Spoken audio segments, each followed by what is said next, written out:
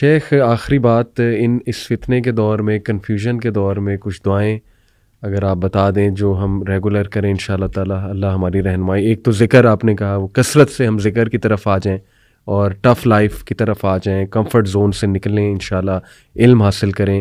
دعائیں کچھ اگر آپ بتا دیں انشاءاللہ اس وقت. دیکھیں فتنے کے بارے میں ایک تو دیکھیں نا، استعاذے جتنے ہیں نا، استعاذے سے مراد ہے ہر وہ دعا جس میں اعوذ بک ہے، جس میں اعوذ بک اللہم انا نجعلک فی نحورہم ونعوذ بک من شرورہم. سبحان اللہ. ٹھیک ہے، تو یہ مثلا دشمن کے خوف سے نبی کریم صلی اللہ علیہ وسلم پڑھی ہے، تو آپ بھی یہ دعا پڑھیں. اس کے علاوہ اللہم انی اعوذ بک من الہم والحزن ونعوذ بک من العجز والکسل ونعوذ بک من البخل والجبن ونعوذ بک من غلبۃ الدین وقہر الرجال، لوگوں کے قہر سے.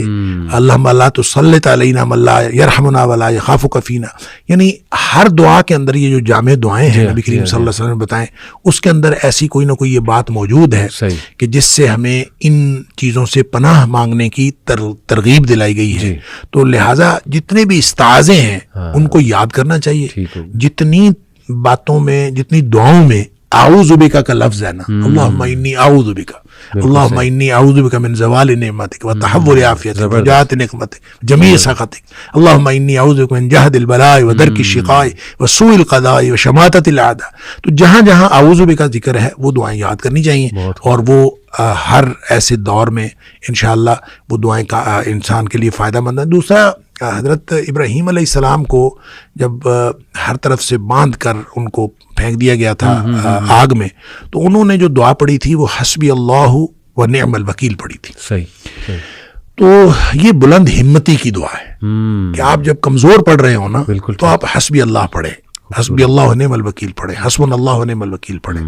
تو یہ دعا پڑھنی چاہیے. اسی طرح ایک دعا وہ ہے جو حدیث کے اندر، وہ جو لمبی حدیث ہے بخاری شریف کے اندر، کہ وہ آدمی جو اصحاب اخدود والا لڑکا تھا، جس لڑکے کو بادشاہ نے جادو سیکھنے کے لیے بھیجا تھا، اس نے دین کا علم سیکھ لیا اور وہ مستجاب الدعوات بن گیا.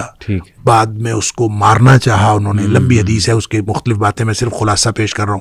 اس کو جب مارنا چاہا، اس کو پہاڑ کے اوپر لے گئے کہ پہاڑ سے اس کو نیچے پھینکیں گے، تو اس نے دعا پڑھی تھی اللہم اکفینیہم بما شئت، اللہ تو مجھے کافی ہو جائے ان کے مقابلے میں جیسے تو چاہتا ہے. لہٰذا یہ دعا بھی پڑھنی چاہیے. اللہم، ہمیں پڑھنا چاہیے انفرادی طور پر پڑھیں تو اللہم اکفینیہم بما شئت، اور اجتماعی طور پر پڑھیں اللہم اکفیناہم بما شئت. یہ دعا پڑھنی چاہیے. حق سے متعلق بھی ایک دعا ہے کہ اللہ مجھے حق دکھا اور باطل کی، اللہم ارنا الحق حقا وارزقنا اتباعہ وارنا الباطل باطلا وارزقنا اجتنابہ. اللہ مجھے حق دکھا، حق کو حق کر کے دکھا اور مجھے اس کی اتباع کرنے کی توفیق عطا فرما، اور باطل کو باطل کر کے دکھا اور مجھے اس سے بچنے کی توفیق عطا.